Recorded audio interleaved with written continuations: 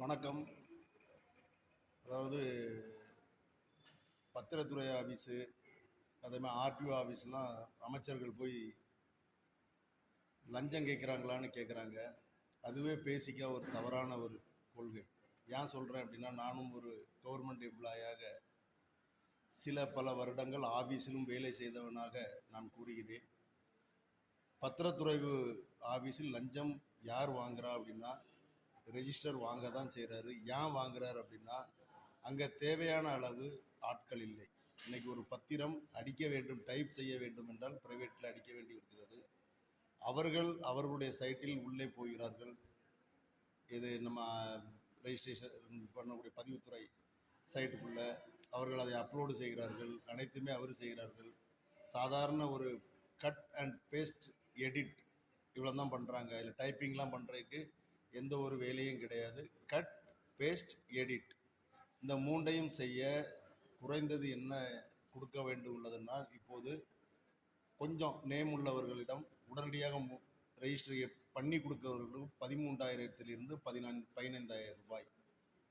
அதே கொஞ்சம் சாதாரண 10,000 ரூபாய்.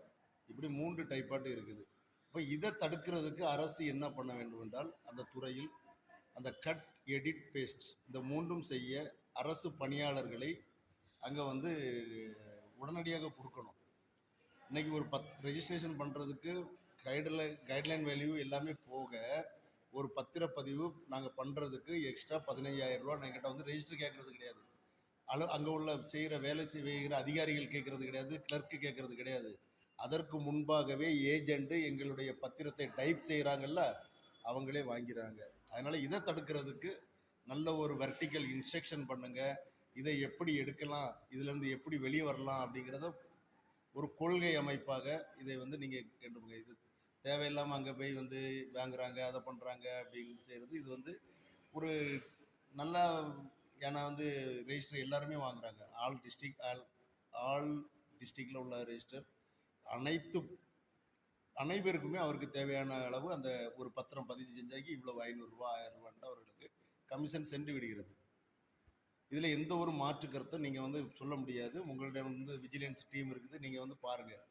அவருக்கு ஒரு பேரும் அதில் ஏதாவது ஒரு இடத்துல யாருக்கோ ஒரு அதிகாரிக்கோ இல்லை எதுக்குள்ளேயே சண்டை இருக்குது, இல்லை ஏதோ ஒரு பிரச்சனை இல்லை, ஏதோ ஒரு ரெஜிஸ்டர் கொண்டு நீங்கள் உள்ளே வைக்கிறதோ அந்த பாவத்தை நம்ம பண்ணுறதோ அது தவறான வருது. அதை எப்படி நம்ம அதிலேருந்து வெளியே கொண்டு வரலாம், அந்த டிபார்ட்மெண்ட்டை எப்படி மாற்றலாம் அப்படிங்கிறத நீங்கள் ஒரு வருஷம் ஒரு 6 மாதம் நீங்கள் ஆராய்ச்சி பண்ணுங்கள். புதிய எம்ப்ளாயிஸை உள்ளே போடுங்க. நஷ்டம் இல்லாமல் அதில் இன்று உடனடியாக ஒரு 25,000 50,000 பேருக்கு நம்ம வேலை வாய்ப்புகளை கொடுக்கலாம்.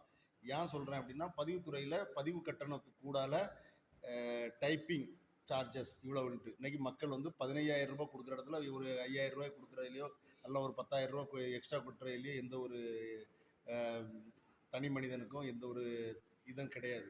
கட்டிடுவாங்க. ஏன்னா ஆல்ரெடி ஒரு ரெஜிஸ்டர் பண்ணணும்னா 15,000 ரூபா கொடுக்க வேண்டி இருக்குது. ஆகையில் இதை நீங்கள் சரி பண்ணுங்கள். அதே மாதிரி ஆர்டிஓ ஆஃபீஸ் அதை அடுத்த வீடியோவில் போடுறேன். நன்றி.